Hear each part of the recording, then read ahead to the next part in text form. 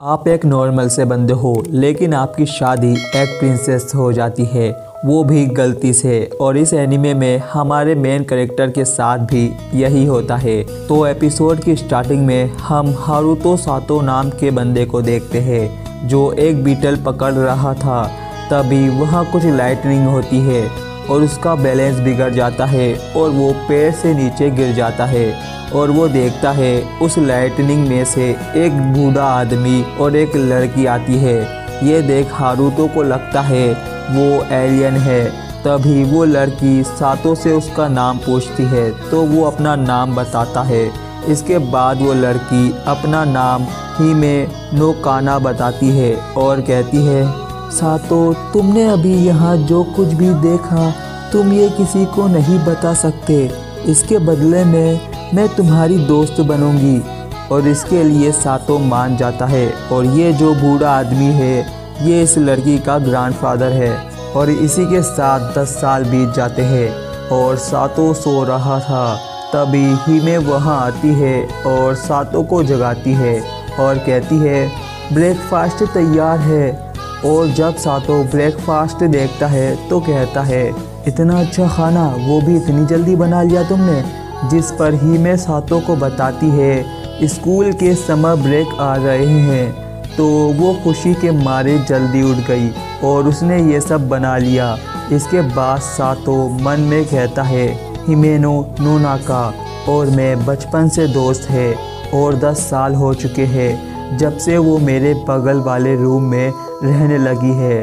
उसके पेरेंट्स उसके साथ नहीं रहते इसलिए वो अपने दादाजी के साथ रहती है। इसके बाद सातो हिमे से कहता है वो काफ़ी बदल गई है जब से उन्होंने हाई स्कूल जाना शुरू किया है, क्योंकि वो पहले काफ़ी सिंपल रहा करती थी। इस पर वो कहती है वो एक प्रिंसेस है और उसे स्ट्रॉन्ग बनना होगा। इस पर सातो कहता है ये बातें वो बहुत सालों से कहती आ रही है। तभी हिमे सातो के फेस पर राइस लगी थी वो उसे हटाती है और खा जाती है। ये देख सातो बहुत ज़्यादा शर्मा जाता है।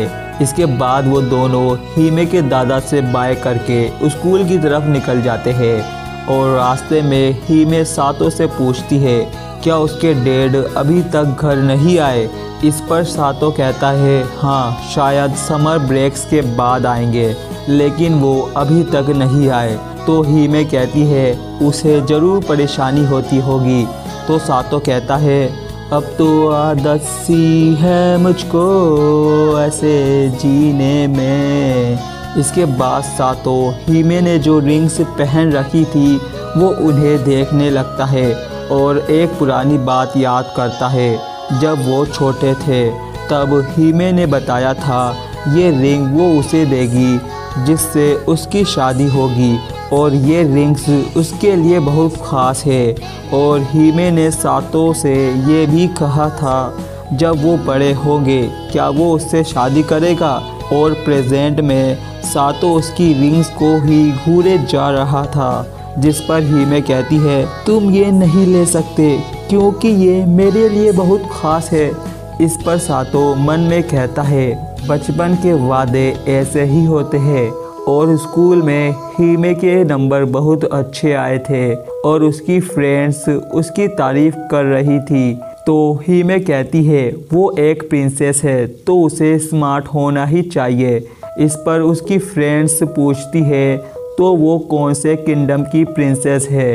इधर सातो का दोस्त कहता है समर ब्रेक्स कल से शुरू हो रहे हैं और मैं बिल्कुल अकेला हूँ। और वो सातो को लक्की बोलता है क्योंकि उसके पास गर्लफ्रेंड है। जिस पर सातो कहता है वो बस उसकी पड़ोसी है। तभी हिमे सातो को मैसेज करती है जिसमें लिखा था वो शाम को एक समर फेस्टिवल में जाएंगे। और हिमे सातो को बाय कर रही थी। ये देख वो शर्मा जाता है और शाम को सातो हिमे से मिलता है और हिमे ने युकाटा पहन रखा था और सातो को वो बहुत प्यारी लग रही थी। और वो फेस्टिवल वाली जगह जाते हैं और हिमे सातो को एक पुरानी बात बताने लगती है। जब वो छोटे थे तब इसी फेस्टिवल में आए थे और खो गए थे। और जब सातो ने उससे कहा था वो दोनों एक दूसरे का हाथ पकड़ेंगे तो एक दूसरे से अलग नहीं होंगे। और पूरे समय उसने हीमे का हाथ पकड़ कर रखा था। और प्रेजेंट में हीमे कहती है उस समय तुम मेरे हीरो थे। इस पर सातो कहता है तुम्हारा मतलब अब नहीं हूँ।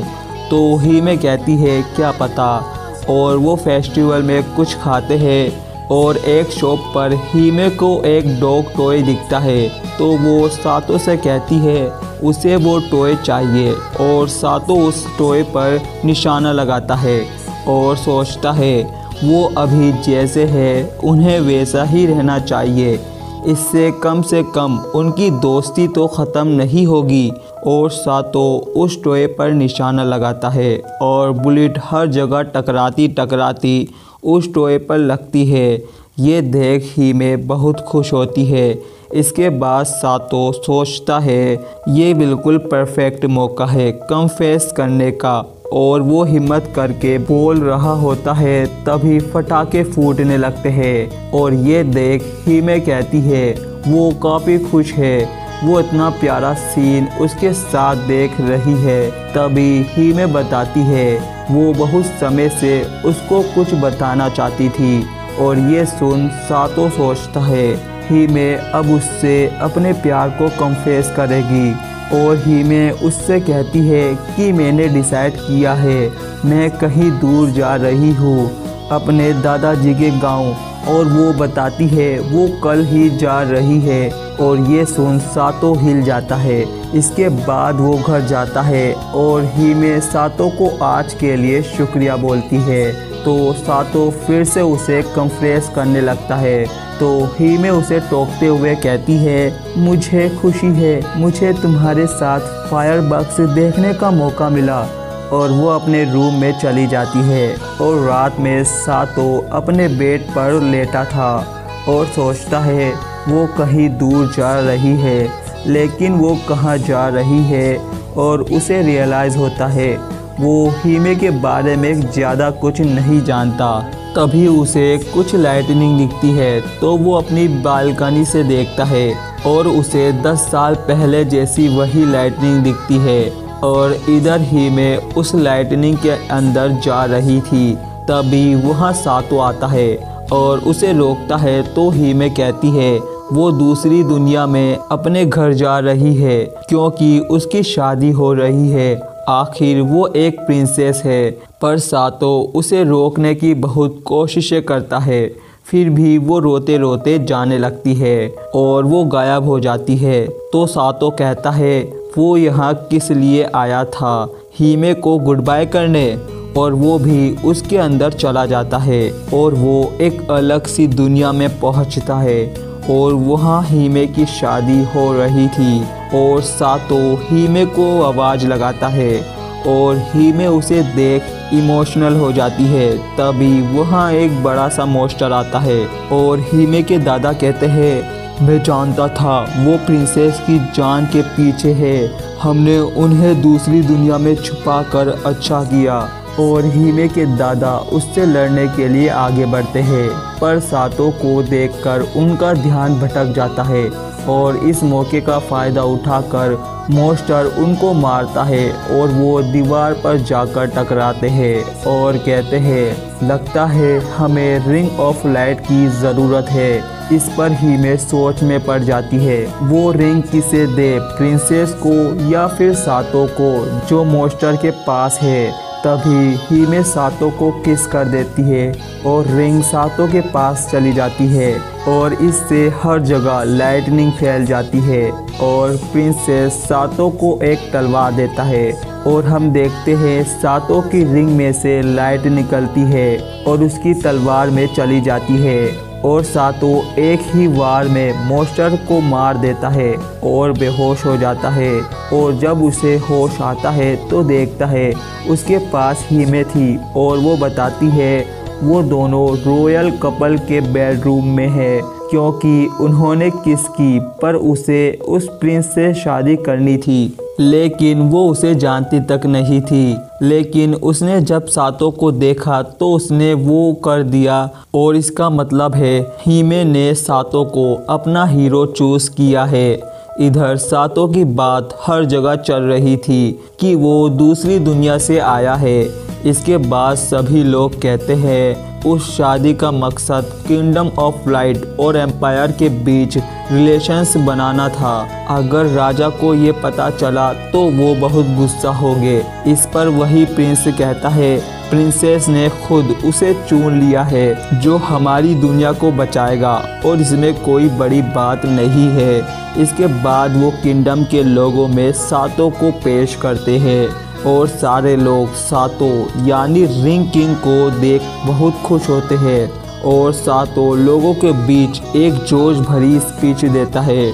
और हिमे सोचती है वो जब छोटी थी तो सारे बच्चे उसके बालों का मजाक उड़ाया करते थे क्योंकि उसके बाल गोल्डन थे। तब सातो उसके साथ हमेशा खड़ा रहता था।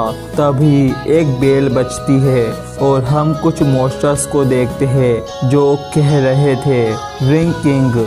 इधर कुछ सिपाही सातो को बताते हैं उनके ऊपर कुछ अबेस के मॉन्स्टर्स ने हमला कर दिया है और सातो से मदद मांगते हैं। इस पर हिमे कहती है लेकिन उसे अभी लड़ना नहीं आता। तभी वहाँ हिमे के दादाजी आकर बताते हैं उसे मदद करना पड़ेगी जब तक उसके पास वो रिंग है।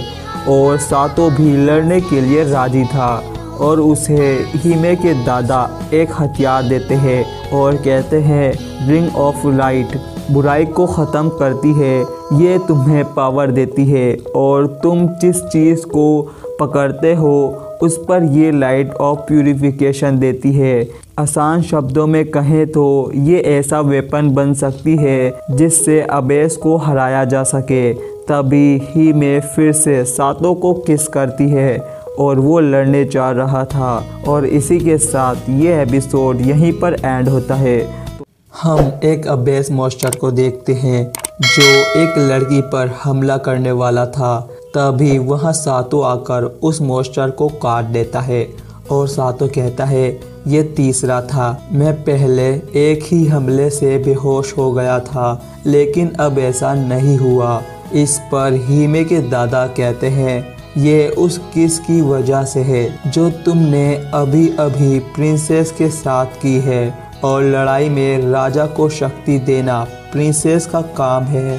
तभी वहाँ एक मॉन्स्टर आता है और ये देख दादाजी कहते हैं ये अबेस किंग का एक नाइट है और सातो उसे मारने जाता है पर वो नाइट सातो को मारता है जिससे वो एक दीवार पर जाकर टकराता है और दादाजी सातो को भागने के लिए बोलते हैं और वो नाइट दो मॉन्स्टर्स को समन कर सातो की तरफ भेजता है और वो दोनों भाग रहे थे। और दादाजी कहते हैं वो अबेस किंग का एक नाइट था। ये एक ख़तरनाक मॉन्स्टर है जो मैजिक का इस्तेमाल कर सकता है और दादाजी उन मॉन्स्टर से बचने के लिए वहाँ एक बड़ी सी चट्टान लगा देते हैं। पर दूसरी तरफ नाइट आ जाता है। तभी वह प्रिंस आकर नाइट को जला देता है और उन्हें बाहर भागने को बोलता है। और दूसरे सीन में हम देखते हैं वो चारों किंगडम छोड़कर भाग रहे थे और हिमे खुश थी क्योंकि सातो ठीक है और दादाजी कहते हैं हमारा किंगडम को कोई खतरा नहीं क्योंकि अबेस किंग फ़िलहाल रिंग और रिंग किंग के पीछे पड़ा है और अबेस किंग के नाइट को बिना पावर ऑफ लाइट के हराना मुश्किल होगा। इस पर सातो कहता है मैं ताकतवर नहीं हूँ। इस पर दादाजी कहते हैं रिंग किंग के रूप में तुम्हारी पावर अभी भी कम है। अपनी पूरी ताकत को बाहर लाने के लिए तुम्हें और 4 रिंग्स की ज़रूरत है। इस पर सातो कहता है पर ये तो वेडिंग रिंग है। तो दादाजी कहते हैं तुम्हें 4 और प्रिंसेस से शादी करके बाकी की रिंग्स लेनी होगी। इस पर सातो कहता है तो मुझे और भी शादियां करनी होगी। तो दादाजी कहते हैं रिंग किंग होने का यही मतलब है। इसके बाद वो एक इन में पहुंचते हैं जहां सिर्फ 2 रूम ही अवेलेबल थे। इसका मतलब सातो और हिमे को अपना रूम शेयर करना होगा इसके बाद दादाजी सबको बताते हैं ये दुनिया अबेस की डार्क पावर्स के आगे झुकने के कगार पर थी। मॉन्स्टर के लगातार हमलों की वजह से लोगों के दिल टूट गए और बहुत सारे देशों में बस मौत और तबाही हुई। रिंग किंग ने उस अंधेरे को दूर करने की कोशिश की और इस तरह उन्होंने जादुई रिंग्स बनाई और 5 रिंग्स हैं, rings of light, fire, water, wind और अर्थ। उनकी शक्तियों से रिंग किंग ने एक लंबी और ख़तरनाक लड़ाई लड़ी और अबेस के राजा को हराकर उसे सील कर दिया। बाद में 5 प्रिंसेस ने रिंग किंग से शादी कर ली और 5 रिंग्स को अपने 5 नेशन के अंदर अपनी अगली पीढ़ी तक पहुंचाया और 5 रिंग्स का वो सेट एक रिश्ते के रूप में काम करता है रिंग किंग और उन प्रिंसेस के बीच में। और अब अबेस किंग फिर से ज़िंदा हो गया है और धीरे धीरे अपनी ताकत वापस पा रहा है। तो रिंग किंग का काम है फिर से उन 5 प्रिंसेस से 5 रिंग्स को लेना और अबेस को सील करने के लिए उनकी पावर का इस्तेमाल करना, और यही रिंग किंग का काम है। इसके बाद सोते वक्त सातों को दर्द हो रहा था तो हीमे देखती है उसे तो बहुत चोटें लगी है और हीमे कहती है ये मेरी गलती है और वो रोते रोते वहाँ से भाग जाती है और उसके पीछे सातो भी जाता है और उसे प्रिंस मार्श मिलते हैं और कहते हैं प्रिंसेस अभी इधर से भागती हुई गई है। और मार्श सातो को शुक्रिया बोलते हैं क्योंकि रिंग किंग ये एक बहुत बड़ी जिम्मेदारी है और वो सातो के वजह से रिंग किंग के काम से बच गए। इसके बाद सातो को हीमे मिल जाती है और वो हीमे से कहता है मैं तुमसे प्यार करता हूँ, दोस्त की तरह नहीं, मैं तुमसे सच में प्यार करता हूँ और यहाँ आना मेरा फैसला था तो तुम्हारी इसमें कोई गलती नहीं। इस पर ही मैं सातो को थैंक्स बोलती है क्योंकि वो भी सातो से प्यार करती है और वो जब यहाँ आया तो वो अपने मनपसंद लड़के से शादी कर सकी। इसके बाद वो दोनों अपने रूम में बैठे थे और दोनों ही शर्मा रहे थे और हीमे कहती है मैं तुम्हारी वाइफ बनने के लिए तैयार हूँ और दोनों हॉर्नी मूड में थे और उन दोनों ने वो करने का डिसाइड कर लिया था।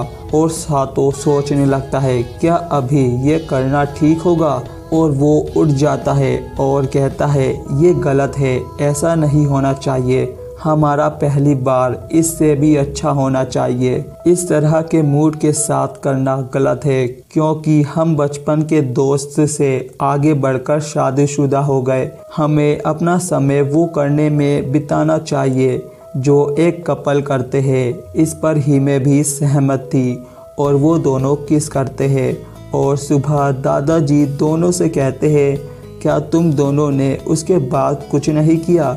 इतने जोश में आने के बाद भी कितना बोरिंग है। तो दोनों दादाजी से कहते हैं आप वो सब देख रहे थे। इसके बाद प्रिंस सातो और हीमे को कपड़े देता है क्योंकि दूसरी दुनिया के उनके कपड़े अजीब लग रहे हैं और दादाजी बताते हैं वो सबसे पहले एल्फ्स की छुपी हुई दुनिया में जाएंगे जिसे ज्ञान का शहर कहा जाता है, रोम का। इधर हम वही प्रिंसेस एल्फ्स को देखते हैं जो कह रही है रिंग किंग वो भी दूसरी दुनिया से आया हुआ आदमी कितना अजीब है और हमें पता चलता है उन्हें रोम का जाने के लिए तूफान की दीवारों का सामना करना पड़ेगा। और दादाजी कहते हैं 50 साल पहले ये तूफानी दीवार यहाँ आई और यही दीवार है जो लोगों को अंदर आने से रोकती है।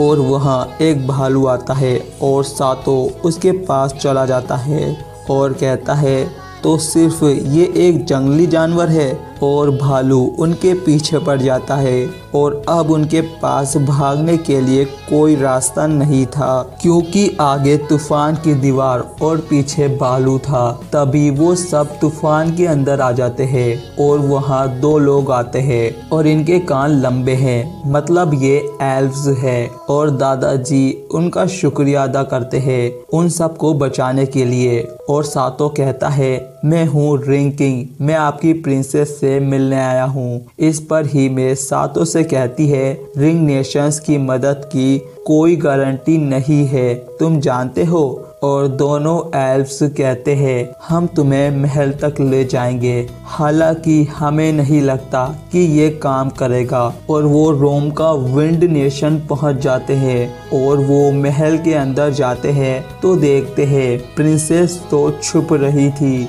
और वो कहती है, तो तुम हो रिंग किंग। जिस पर सातो हाँ करता है और कहता है, मैं हूँ सातो जो दूसरी दुनिया से आया हूँ। तो एल्व्स प्रिंसेस कहती है, और तुम दोनों शादीशुदा हो, है ना? इसका मतलब तुम पहले ही वो कर चुके हो। क्या तुमने ये सुन ही में कहती है, ये लड़की हमसे क्या पूछ रही है? और ही में प्रिंसेस एल्व्स से कहती है, हमने वो अभी तक नहीं किया। और एल्व्स कहती है, क्या तुमने स्मूच किया है, मतलब लिप किस, जो मैंने भी आज तक नहीं किया? इस पर सातो कहता है, हाँ हमने किया है। ये सुन एल्व्स कहती है, कितना गंदा है अपने होठों को दूसरे के होठों से मिलाना, और वहाँ से भाग जाती है। इसी के साथ यह एपिसोड यहीं पर एंड होता है। तो मिलते हैं किसी न्यू वीडियो में, तब तक के लिए बाय और थैंक्स फॉर वॉचिंग।